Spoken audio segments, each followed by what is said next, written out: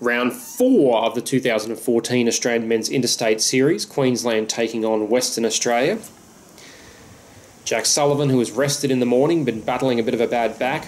It's probably the shot of the round for me, just skirting the bunker on the 15th. Third hole of the match, we teed off the 13th hole, almost goes in. And it was a rout. Jack Sullivan winning 7 and 6 over Paul Chappell. Taylor Macdonald struggled in the morning, battling also in the afternoon against Curtis Luck. Here he is playing the first hole from the 7th green. He missed the green by a mile.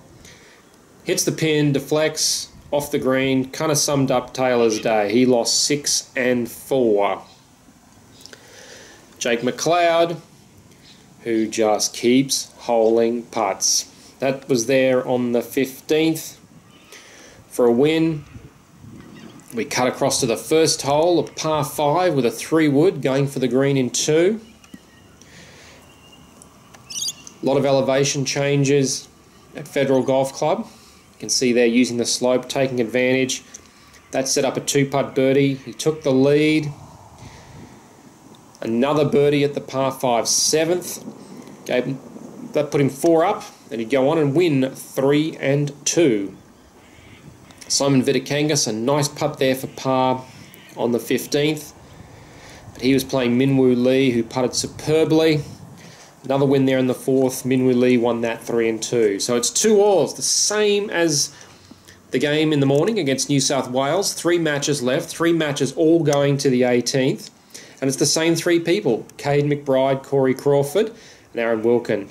Great bunker shot there from Kade on the 7th. Set up a birdie. Interested spectator there. So here was, let's follow the McBride match. This is the 11th hole, second last hole of the match. Playing Michael Montgomery. Kade 1 up at this point, so he needs to finish this match off for Queensland. An even better approach from Kade. Beautiful, right over the flagstick. I like to be able to tell you that they squared the hole in birdies, but they actually squared the hole in pars. Thankfully, it didn't cost Queensland too much.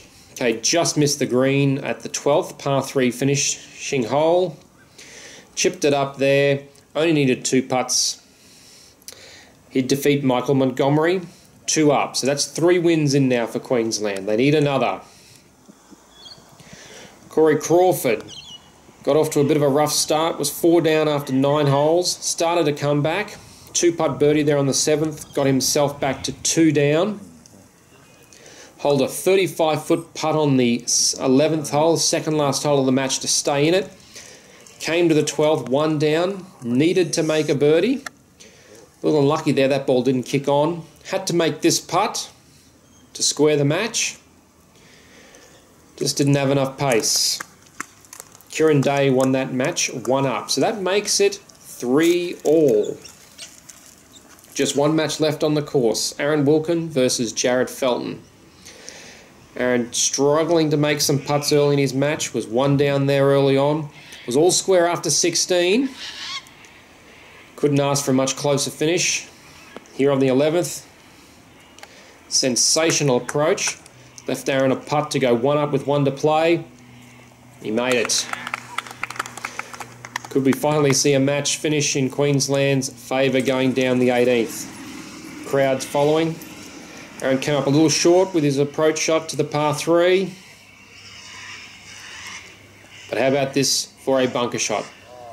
Couldn't even see the base of the flagstick. Hits it to gimme distance. That sets up a par. And will win. Unless, of course, Jared Felton can hold this long birdie putt from across the green. Came up a little short, a little low, that's it.